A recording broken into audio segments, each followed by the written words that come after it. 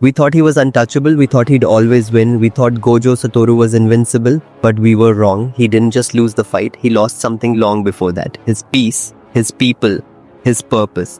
This is not a story about strength. This is a story about a man who was so strong, the world forgot he was still human. This is how the strongest sorcerer in history died all alone.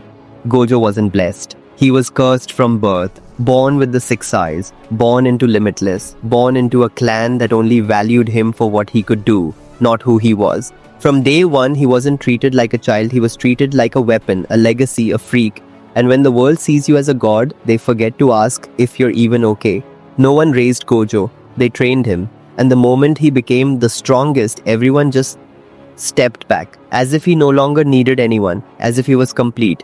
But you know what happens when you're always the strongest in the room? No one ever stands beside you. People say, Gojo's blindfold is cool. His eyes are too powerful, too bright. But that's not the full story. The 6 eyes don't just show him cursed energy. They show him everything. Every micro expression, every shift in emotion, every lie someone tells themselves. Gojo sees the world too clearly. He sees through people.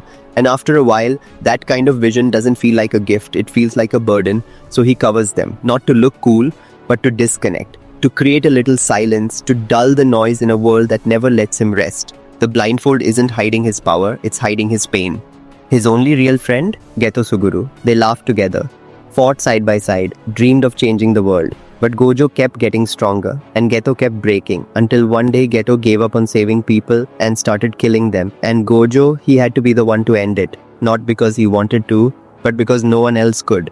And he smiled while doing it, like always, strongest in the world, and still couldn't save the only person who understood him.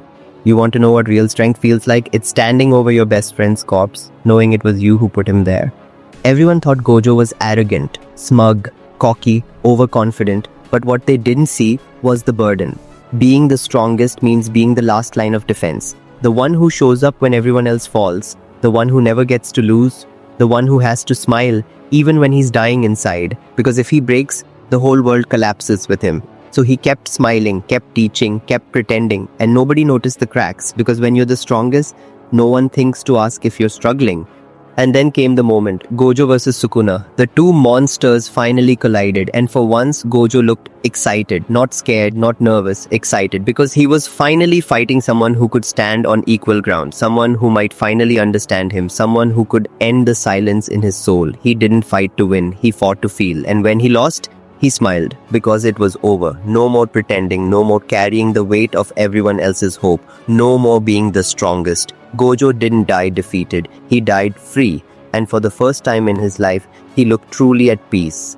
Gojo Satoru wasn't just a cool character, he was a mirror, a reminder that even the strongest people, the ones who smile the brightest, can be silently screaming inside. He didn't need more power, he needed someone to understand him, but no one ever could.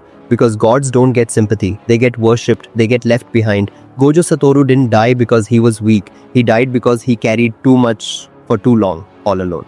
And in the end, that's the curse he could never undo.